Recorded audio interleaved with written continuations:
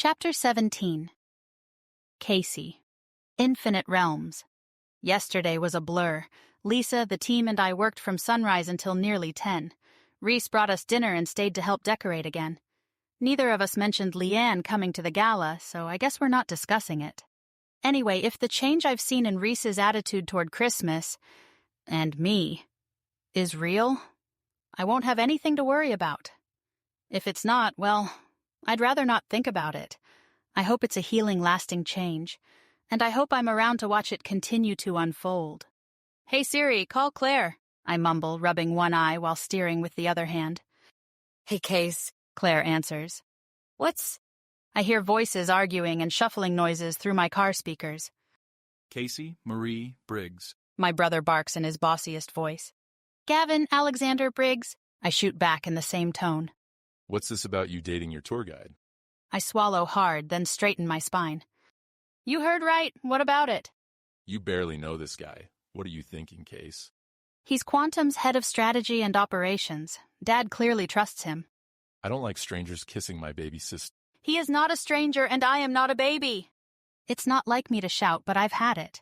Rhys is a gentleman. He's thoughtful, respectful, and this is none of your business. I can make my own decisions.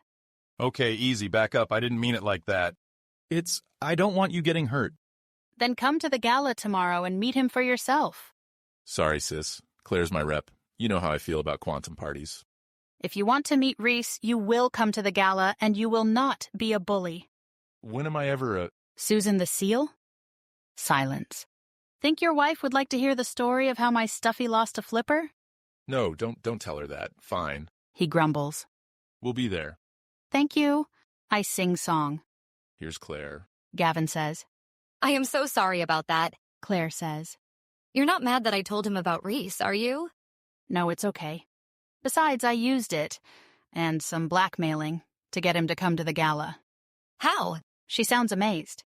I promised I wouldn't tell, this time anyway. Okay, so what's up? I was calling to ask you for Natalie's number. It's totally last minute, but do you know if she's busy tomorrow? My glam squad has the flu. I need someone to help with touch-ups for the Nutcracker cast. Nothing major. They'll already be made up when they arrive, so it should be easy. But also, I need someone to make me over. I think she's free. I'll text you her info. Thanks. I pause for a beat, wondering if I should tell her. Claire? Yeah? Rhys's ex-fiancé is coming to the gala. And I'm not sure. She broke off their engagement 3 days before the wedding, right before Christmas. It's the reason he hates this time of year. That's awkward? Is he still hung up on her? I explain everything Rhys told me, then finish with, I'm worried.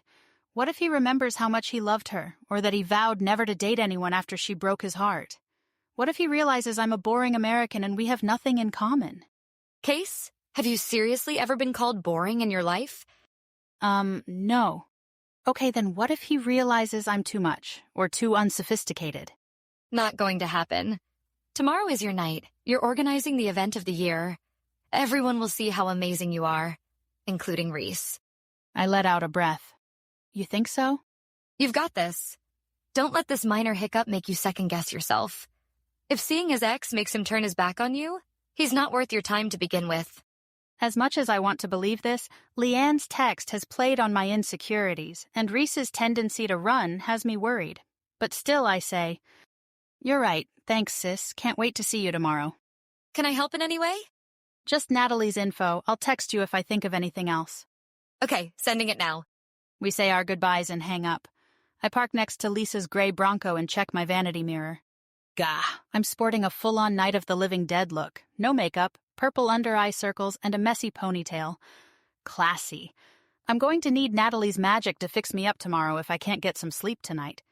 Which I won't, of course. I rarely sleep more than a few hours the night before big events. A knock on my window startles me. Lisa. I roll down my window.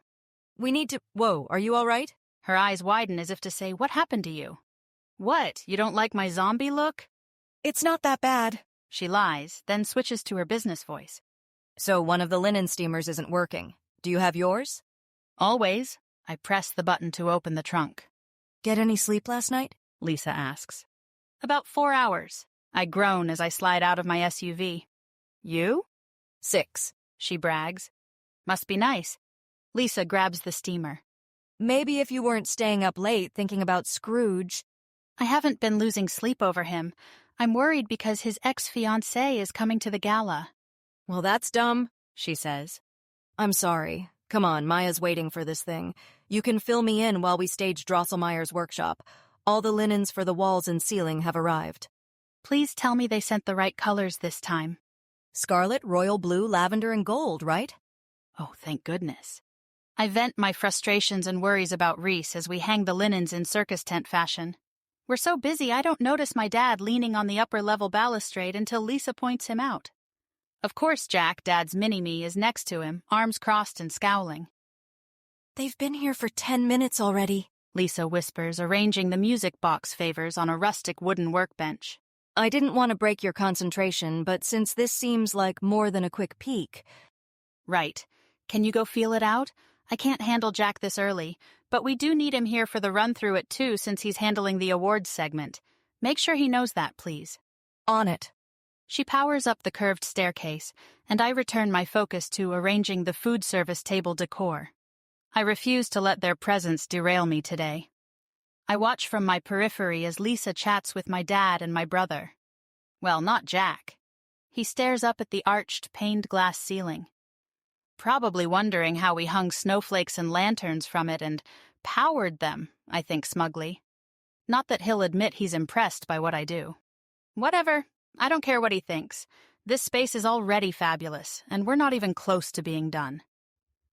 I continue setting up baskets and jars in the main dining area. It's made to mimic Act 1 of the Nutcracker Ballet, a lavishly decorated 19th century drawing room with a Christmas tree stretching to the second-floor balcony, velvet drapes, golden sconces, and a few pieces of antique-style furniture. I've finished hanging the fabric in a circus tent facade when Lisa returns. So what's next on the agenda? She asks, her voice too bright. I stare at her. Is she seriously not going to tell me what Dad and Jack wanted? What? Lisa asks, all innocence. I level an impatient gaze at her. What did they say? Oh, you know, Leo being Leo, Jack being Jack. And it took that long? She shrugs. They had opinions. Did they mention anything about the Prism Award? What? Why would they? She babbles. You know how secretive they are about that stuff. Oh, yeah. Why am I even thinking about the award? It's really not that important. Of course, when Priya stepped down from this position 2 years ago, she'd won 3, but she headed up events and aesthetics for over 10 years. So, Lisa taps her tablet screen awake. the Releve Cocktail Room, Pas de Deux Lounge, and Sugar Plums suites are all staged. That leaves Clara's conservatory and Snowflake stroll on the rooftop, as well as the finishing touches on the drawing room. We can tackle the realm of amusements once the karaoke and floor video game rentals arrive at noon. Also, since we changed the donations from the large treasure cash box to digital currency only, we should test that the app is working. I close my eyes to center my swirling thoughts. Please tell me we're going to get all of this done in time. You don't need me to tell you that. Are we ever late? The Mardi Gras party? Was not our fault. That caterer was a joke. They overpromised, understaffed, and left us scrambling. But between the heavy hors d'oeuvres and our team filling in the personnel gaps, we still pulled it off. Yeah, we did.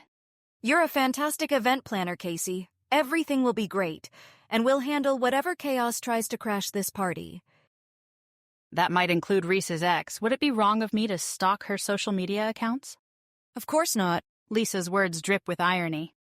We need to know the specific needs and wants of our guests. I'd say it's your duty to stalk that woman. What's her name? I'll get you started. Leanne? I don't actually know her last name. Her fiancé hasn't RSVP'd yet, slacker, but she works at London HQ. Can't be too many Leannes, right? Lisa grins. Nope. By 5:30, we're ahead of schedule, and that alone feels like a Christmas miracle. The event hall gleams under the soft overheads, tables dressed, garlands in place, everything gleaming with quiet potential. I let myself breathe for the first time all day. Then my stomach ruins the moment with a loud protest. Apparently, peppermint mochas don't count as lunch. Heads up, McBroody's incoming. Lisa warns as she clicks the last piece of the balloon arch frame into place. I raise an eyebrow. Binging Grey's Anatomy again? What else am I going to do? You still haven't picked an audiobook. Ugh, sorry, I know I will. A smirk tugs at Lisa's lips. He brought dinner again. All right, take 15. Head up to the roof. No one's up there. My heart squeezes. I like him, Lise, more than I probably should. Who wouldn't? If he keeps feeding me, I'm going to like him a lot too. Now get out of here and enjoy your... She twists her arm to glance at her watch. 14 minutes of dinner. Rhys arrives, pulling at his tie. Pardon the intrusion, but have you ladies had dinner yet? His eyes are tired and his hair is a tousled mess of dark blonde. Rooftop, now. Lisa barks at us.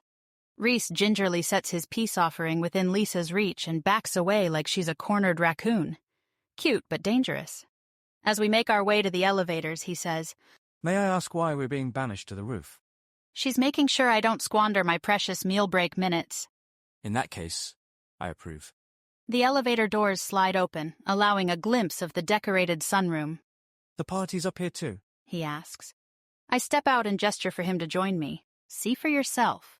The last traces of the sunset paint a pale pink glow beneath a midnight blue sky. The highest floor of Quantum HQ is split in two, a glass-enclosed sunroom and an open-air terrace. My team has transformed the sunroom into Clara's conservatory, with velvet settees, winter roses, and the soft flicker of electric tea lights. I flip a switch as we exit the glass-enclosed room, and fairy lights blink to life, illuminating the pergola, which runs the length of the outdoor space. We call this section the Snowflake Stroll, complete with clusters of wind chimes crafted from antique metal keys, wooden steampunk-style gears, and various colored crystal snowflakes. The idea was to give guests a place to unwind, either in the quiet of the indoor space or in a subtly musical outdoor area. I follow Rhys to a cozy lounge set under the night sky, the city lights just beginning to come on. Break tonight, He says, handing me a takeout box. Piper's suggestion again. One of these days I'll get original and have a go at it myself. No, it's thoughtful of you to ask around. I dig in since the clock is ticking, and I'm sure Lisa will hunt me down when time's up. This is really sweet of you, Rhys. Thanks. Can't say it's completely altruistic. Seems to be the only way to get a moment alone with you so long as Lisa's around. He takes a bite of rice.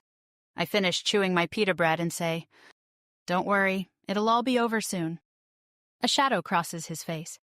The party, I mean, you know, the long hours. Right. Did you think I meant something else? He forces a smile. No, of course not. Did his mind go to us? Or his time here in California? Is this just a fling for him? Oh my gosh, I'm falling for him. And he's planning on saying goodbye forever when he goes back to D.C. I'm such an idiot. So, He clears his throat. as far as Liam being at the gala, He begins. Oh, that's what he was thinking. I'm listening, I say around my mouthful of chicken. I want you to know it changes nothing. That chapter's closed. I rather like being with you, Kacey. He twists the plastic fork in his hands. And while I'm not sure how much time we have together, I don't want to waste a minute of it. His confession causes the tightness in my chest to release, and I hazard a glance at Rhys. His expression is earnest, open, vulnerable. I feel the same. Are you still leaving at the end of next week? It's possible I'm staying longer, depending on how long it takes to get things in order. And operations are quite messy at the moment. Oh? Not that I'm happy his department is a mess, but it gives me hope that he could stay a while. Unspoken questions hang in the air between us. What happens when he leaves? Would a 2-week relationship withstand the strain of long distance? Do we want to do that? Are his feelings for me even close to what I'm feeling for him right now? Tell me what's happening behind those beautiful blue eyes. Rhys says. Everything is so new and uncertain. I'm a little anxious. About what? You. Me. Your ex. Everything. I sip my water to chase the sudden dryness in my throat. Rhys scoots closer.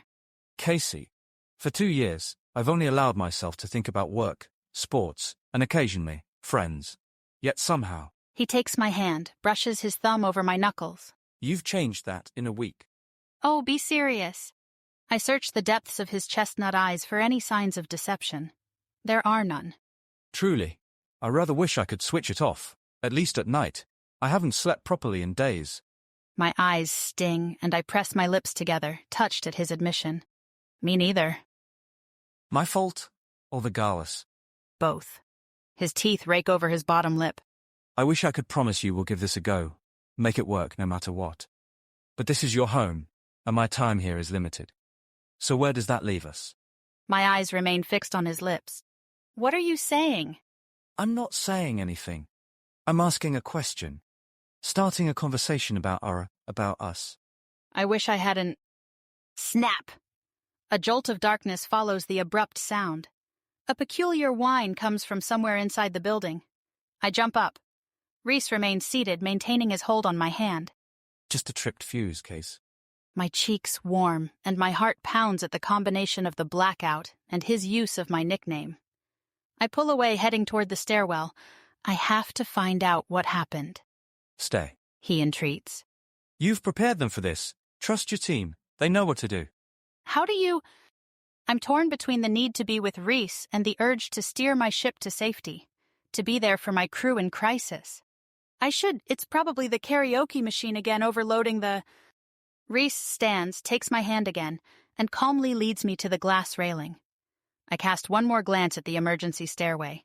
He pulls me to him, my back to the exit, and my breathing quickens. The moon highlights the amusement in his eyes. Do you always worry this much? He drawls.